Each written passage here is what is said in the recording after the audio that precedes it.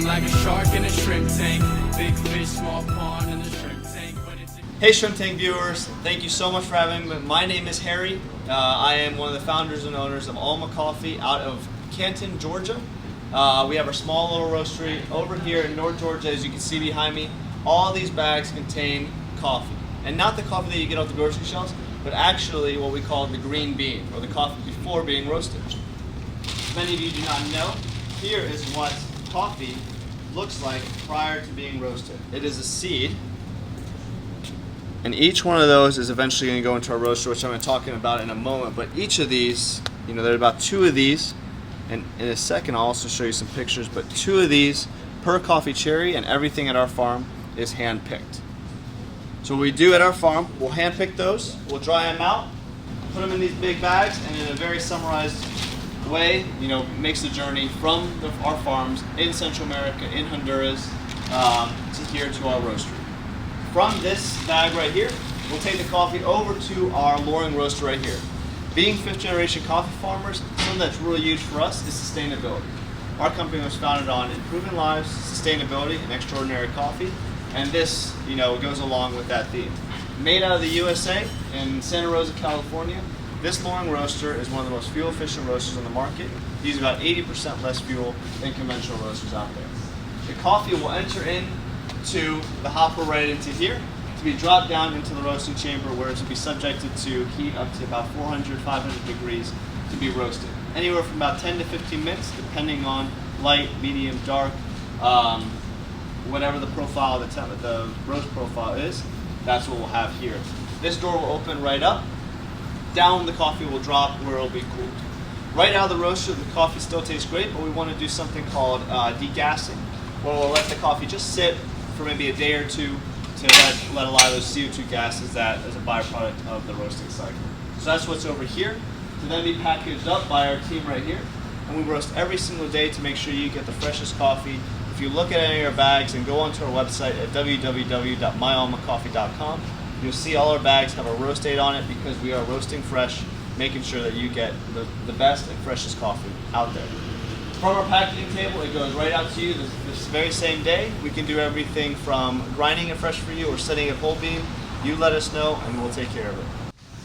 So once the coffee is roasted, we'll actually do a lot of quality controls to make sure that whenever the coffee goes out, you are getting the best cup of coffee possible. And we do that with a process that we call cupping.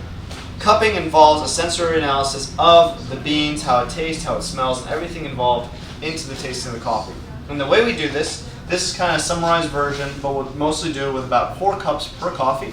And we'll start out with taking about 10 grams of coffee beans, grind it up, and then we add water. And during these stages, we're constantly smelling, so right now with it being ground up, give it a little smell, kind of taking a sensory analysis of it. What does it smell like? So I'm getting kind of notes of chocolatiness, dark fruit, cherry, kind of some wininess, pomegranate notes to it. So just kind of making a little mental note of that, and moving on to what we then call, when we add the water, basically blooming the coffee and getting ready to break it. So right here, when we've added hot water to this, we've filled up the cup, and now the grounds are on top. And underneath there is a layer of bubbles that when we do what's called breaking, which I'll do in a second, you get a very powerful and potent blast of aromas and fragrances that once again do another sensory analysis of. So I'll show you how we do that. We usually have some hot water, but what I'm simply doing is breaking the coffee. Letting that sit for a little bit before it comes to this stage where then I'll clean this off, taking away the bubbles because I actually add some bitterness to it. But the final stage being the most fun part, which is what's called cupping.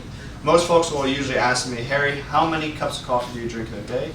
I would actually say I don't really drink a lot of cups of coffee. Most of what my consumption for coffee is in the form of cupping. But throughout the day, this is what we're doing. So I'm going to take a little spoonful of this and do what? This. So we're slurping it. We're actually slurping it to make sure that the coffee goes to all the different taste buds and all the different regions in our tongue, because the front part's more for sweetness, the sides more for acidity, the back for bitterness. So making sure that the whole tongue is coated to get the best sensory analysis from that. Making some notes down. what am I tasting? Is this what my consumers are going to like? Is this what the customers online are going to like? And making an evaluation from there. In this case, everything tastes really great, so it's going to be ready to go out to you all. So if you want to try out some of the coffee that I'm trying right here, I've actually done this as a natural coffee. Go on to www.myalmacoffee.com. You can check out the full range of coffees that we offer. I would really recommend a starter kit. And for many of you Shrimp Tank watchers out there, if you use code SHRIMPTANK at checkout, you'll get free shipping.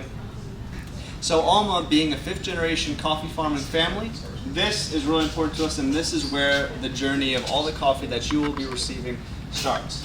It's at Finca Territo, our farm in Central America and Honduras. For any of you travel junkies out there that know where that is, it's a small little country in Central America, and that is where Finca Territo, our 5th generation coffee farm, is located. The coffee, when it is picked, goes through a long range of processes. It takes a long time to get to the final consumer. Most people think that coffee just shows up on the shelves.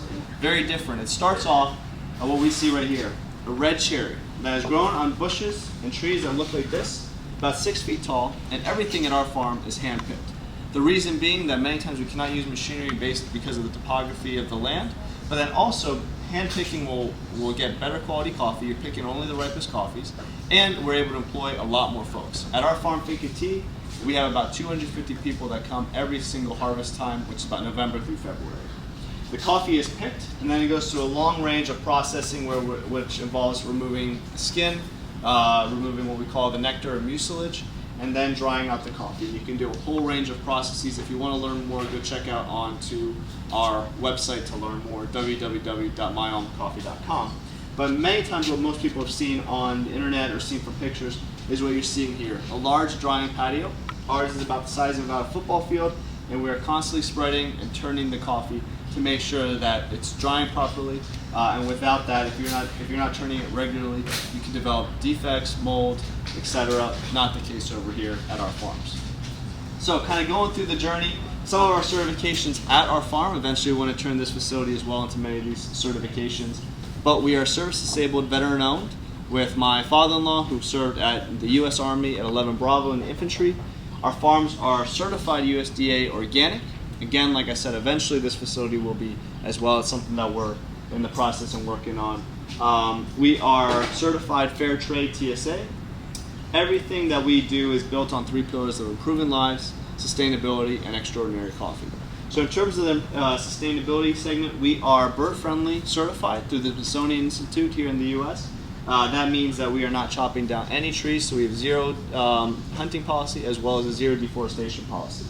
And then one that's really kind of a newer one called Con Manos de Mujer, which means with hands of women, showing that at our farm everyone is treated equitably no matter what the gender is.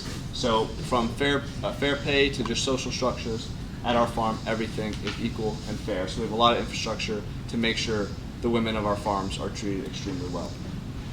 Some other photos right here. A gentleman picking coffee. This is one of the stages that the coffee goes through. Everything, as I said, being hand-picked. Some pretty cool shots over here. We're actually doing a holiday giveaway, and a lot of some kids who come with their families to the farm. They were in line waiting for, we do kind of a holiday gift set, and we were giving those out. So I think they were pretty excited about that. And then lastly, one that I want to end is just with the coffee cherry itself. This is what it looks like, and that is how coffee is formed.